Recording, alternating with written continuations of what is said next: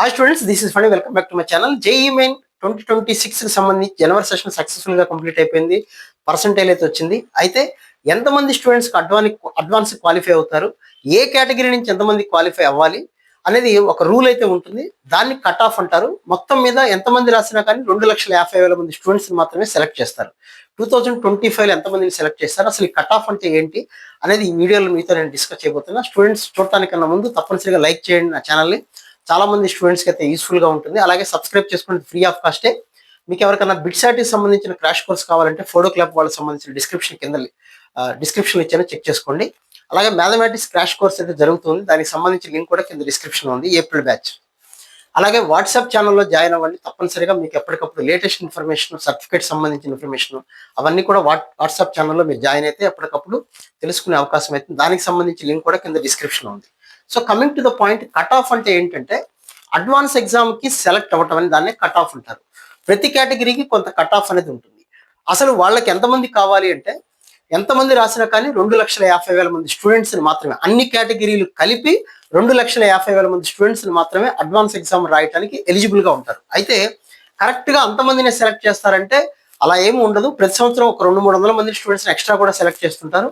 ఎందుకంటే దగ్గరగా పర్సెంటేజ్ వచ్చిన స్టూడెంట్స్ కి అన్యాయం చేయకూడదు ఉద్దేశంతో 2025 లో కూడా దాదాపుగా 243 మంది స్టూడెంట్స్ ని ఎక్స్ట్రాగా కూడా క్వాలిఫై చేయడం అయితే జరిగింది. అసలు ఎంతమంది కావాలి ఒక్కొక్క కేటగిరీ నుంచి చూద్దాం. జనరల్ గా ఓపెన్ కేటగిరీలో 101,250 మంది స్టూడెంట్స్ కావాలి. పీడబ్ల్యూడి కలుపుకొని ప్రతి కేటగిరీలో ఓపెన్ అవ్వచ్చు, ఈడబ్ల్యూఎస్ అవ్వచ్చు, ఓబీసీఎన్సీ అవ్వచ్చు, ఎస్సీ ఎస్టీ ప్రతి కేటగిరీలో 5% సీట్స్ అనేది పీడబ్ల్యూడి సంబంధించిన స్టూడెంట్స్కి అయితే రిజర్వ్ చేయబడి ఉంటాయి. సో ఓపెన్ కేటగిరీలో మొత్తం 101,250 మంది స్టూడెంట్స్, పీడబ్ల్యూడి వాళ్ళు అందులో 5,063 మంది, ఓబీసీ ఎన్సీఎల్కి సంబంధించిన వాళ్ళు 67,500 మంది స్టూడెంట్స్, అందులో 3,375 మంది స్టూడెంట్స్ పీడబ్ల్యూడి కేటగిరీ వాళ్ళు. అలాగే ఈడబ్ల్యూఎస్ లో 25,000 మంది స్టూడెంట్స్ మాత్రమే సెలెక్ట్ చేస్తారు అడ్వాన్స్ కి, కట్ ఆఫ్ దాటిన వాళ్ళు.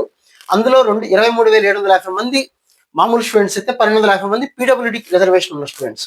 ఎస్సీ కేటగిరీలో 37,500 మంది కావాలి, ఎస్టీ కేటగిరీలో 18,750 మంది. ఓవరాల్ గా మనకు కావాల్సింది 2,50,000 మంది స్టూడెంట్స్. అయితే కట్ ఆఫ్ ను బట్టి 2025 లో 2,50,000 కావాల్సి వస్తే 2,243 మంది స్టూడెంట్స్ ని ఎక్స్ట్రాగా సెలెక్ట్ చేయడం అయితే జరిగింది. అందులో ఈడబ్ల్యూఎస్ కేటగిరీ నుంచి 9 స్టూడెంట్స్ ఎక్స్ట్రాగా, ఓబీసీ ఎన్సీఎల్ కేటగిరీ నుంచి 115 మంది స్టూడెంట్స్ ఎక్స్ట్రాగా, ఎస్సీ కేటగిరీ నుంచి 19 మందిని, ఎస్టీ కేటగిరీ నుంచి 73 మందిని, ఓపెన్ కేటగిరీలో 27 మందిని. ఎందుకు ఓపెన్ కేటగిరీలో తగ్గిపోతారంటే, సపోజ్ కట్ ఆఫ్ గురించి ఒకసారి మాట్లాడినప్పుడు చెప్తాను నేను మీకు దాని గురించి. ఓపెన్ కేటగిరీలో ఎవరన్నా ఏ కేటగిరీ వాళ్ళైనా, ఓబీసీ ఎన్సీఎల్ అయినా, ఎస్సీ ఎస్టీ అయినా, పీడబ్ల్యూడి కేటగిరీ వాళ్ళైనా, ఈడబ్ల్యూఎస్ వాళ్ళైనా ఎవరైనా ఓపెన్ కేటగిరీ కట్ ఆఫ్ దాటిపోతే వాళ్ళందరూ ఓపెన్ కేటగిరీలోనే సెలెక్ట్ అయినట్టు. దానివల్ల మీ రిజర్వేషన్కి వచ్చే నష్టమే ఉండదు, కానీ ఓపెన్ కేటగిరీలో కావాల్సిన వాళ్ళు ఎవరైతే వాళ్ళు తగ్గిపోతారు. ఆ డీటెయిల్స్ మాట్లాడతాను. సో 2019 నుంచి అసలు కట్ ఆఫ్లు ఎలా ఉన్నాయి చూద్దాం. ఓపెన్ కేటగిరీకి చూస్తుంటే 89.75, యాక్చువల్గా 7 డిజిట్స్ ఉంటే 7 డిజిట్స్ రాయాలంటే కష్టం కాబట్టి కేవలం 2 డిజిట్స్ రాశాను అప్రాక్సిమేట్ గా. సో 2019 లో ఓపెన్ కేటగిరీలో 89.75 కట్ ఆఫ్ దాటిన వాళ్ళందరూ కూడా అడ్వాన్స్ ఎలిజిబుల్. అయితే ఎస్సీ కేటగిరీలో 54.01 ఉంది.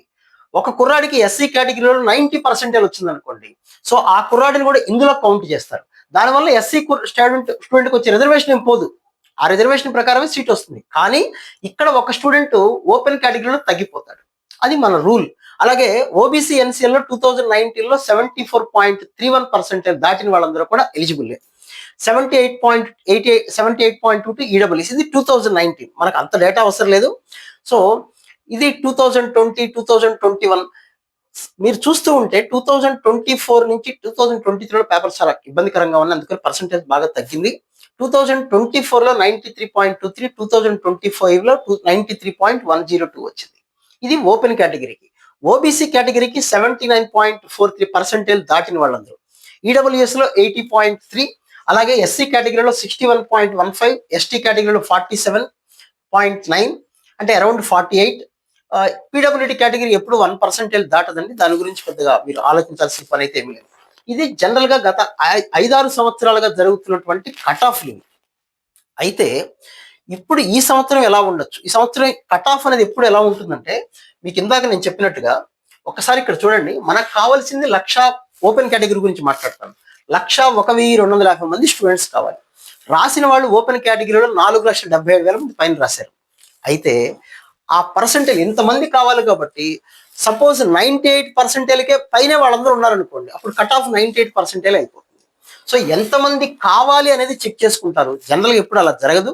సో ఓబీసీ కేటగిరీలో కూడా 67,500 మంది కావాలి. అండ్ ఓబీసీ కేటగిరీలో కూడా 100% వచ్చిన వాళ్ళు స్టూడెంట్స్ ఉన్నారు. ఆ ఓబీసీ కేటగిరీలో కావాల్సింది 67,500 మందే కదా. 99% లోపలే ఉన్నారనుకో, అంటే 99కి 100కి మధ్యలోనే ఉన్నారనుకోండి వాళ్ళంతా. సో అప్పుడు కట్ ఆఫ్ 99% అవుతుంది. కానీ అలా అవుతుందా? ఎప్పుడు అలా జరగలేదు. కాబట్టి ఎంతమంది స్టూడెంట్స్ కావాలి, వాళ్ళు ఎక్కడ ఉన్నారు అనే దాని మీద కట్ ఆఫ్ అయితే ఆధారపడి ఉంటుంది. సో స్టూడెంట్స్ కూడా గుర్తుపెట్టుకోవాల్సింది ఏంటంటే, ఈ సంవత్సరం కూడా పర్సంటేజ్ నా అంచనా కూడా లాస్ట్ ఇయర్ లాగానే ఉండొచ్చు. పెద్దగా వేరియేషన్స్ అయితే ఏమి ఉండవు. ఇదంతా కూడా యాజ్ ఇట్ ఈస్ గా ఉంటుందంటే దీనికన్నా పెరగకపోవచ్చు అనేది నా అంచనా. దీనికన్నా కొద్దిగా తక్కువే ఉండొచ్చు. ఓపెన్ కొద్దిగా ఏమన్నా 93.5 అట్లా అవుతుందేమో, కానీ మిగతావన్నీ కూడా అప్రాక్సిమేట్. ఓబీసీ ఎన్సీఎల్ కావచ్చు, ఈడబ్ల్యూఎస్ కావచ్చు, అరౌండ్ 80లోనే ఉంటారు. ఓపెన్ కూడా దాదాపుగా అంతే ఉంటుంది. ఎస్సీ ఎస్టీ కేటగిరీలో కూడా, ఎస్సీ కేటగిరీలో ఏమన్నా కొద్దిగా తగ్గచ్చేమో, ఎస్టీ కేటగిరీలో కొద్దిగా తగ్గచ్చేమో, ఈ రెండు కొద్దిగా తగ్గచ్చేమో, ఈ రెండు దాదాపుగా అంతే ఉంటాయి అనుకుంటున్నాను. ఓపెన్ కేటగిరీ ఏమన్నా కొద్దిగా స్లైట్ చేంజెస్ పెరగడానికి ఏమన్నా అవకాశం ఉంటుందేమో. సో కట్ ఆఫ్ దాటితే ఏంటి ఉపయోగం అంటే, ఏం ఉపయోగం లేదు. ఒకే ఒకటి అడ్వాన్స్ ఎగ్జామ్ కు రాయటానికి తప్ప దేనికి ఉపయోగం లేదు. సపోజ్ ఓపెన్ కేటగిరీలో 93.102 అనుకోండి, ఒక్కరోడికి 93.2 వచ్చింది అనుకోండి, అంటే వాడు క్వాలిఫై అయినట్టే. కానీ దానివల్ల ఏమైనా సీట్ వస్తుందా? జేఈ మెయిన్స్ లో రాదు. కాబట్టి పేరెంట్స్ కూడా గమనించాల్సింది ఏంటంటే, కట్ ఆఫ్ దాటితే 93.102, సపోజ్ 93.5 వచ్చిన స్టూడెంట్ పరిస్థితి ఏంటి అంటే, అడ్వాన్స్ కి క్వాలిఫై అయ్యాలని ఆనందంగా చెప్పుకోవటానికి తప్ప జేఈ మెయిన్ లో ఆ పర్సంటేజ్కి ఎక్కడా సీట్ రాదు. కాబట్టి కట్ ఆఫ్ కి దరిదాపుల దగ్గరలో ఉన్న వాళ్ళు చేయాల్సిన పని ఏంటంటే, ఇంకా వేరేది ఏదన్నా ఆల్టర్నేట్, విట్, ఎస్ఆర్ఎం, ఎంసెట్ ఇలాంటి చాలా ఎగ్జామ్స్ లో మీరు సెలెక్ట్ చేసుకుని కొన్ని ఎగ్జామ్స్ అన్నా రాయటం బెటర్. ఓపెన్ లో 93 కట్ ఆఫ్ ఉందనుకోండి, 98, 99 వచ్చిన వాళ్ళకి సీట్లు వస్తాయి గ్యారంటీగా. కానీ వాళ్ళకు కూడా సేఫ్ సైడ్ 1-2 ఎగ్జామ్స్ రాసుకోవాలి. ఉన్న సీట్లు చాలా తక్కువ. కాబట్టి స్టూడెంట్స్ ఈ సంవత్సరం కట్ ఆఫ్ ఎంత ఉండవచ్చు అంటే, నేనైతే 2025 లాగానే ఉండొచ్చు అనుకుంటున్నా. ఎక్కడ పెద్దగా చేంజెస్ 1% కూడా ఉండదు. దాదాపు 0.5లోనే ఉండొచ్చు తేడా. అన్నిట్లోనూ అంతే ఉంటుంది. పెద్ద వేరియేషన్స్ అయితే ఏమీ లేదు. అన్లెస్ స్టూడెంట్స్ ఇందాక నేను చెప్పినట్టుగా బాగా రాసిన స్టూడెంట్స్ అద్భుతంగా అందరూ 99లోనే ఉంటే అంత అవకాశం లేదు అసలు. అలా ఉండే అవకాశం ఇప్పటివరకు ఎప్పుడు రాలేదు. కాబట్టి నా అంచనా కూడా దాదాపు ఇలా ఉంటుంది.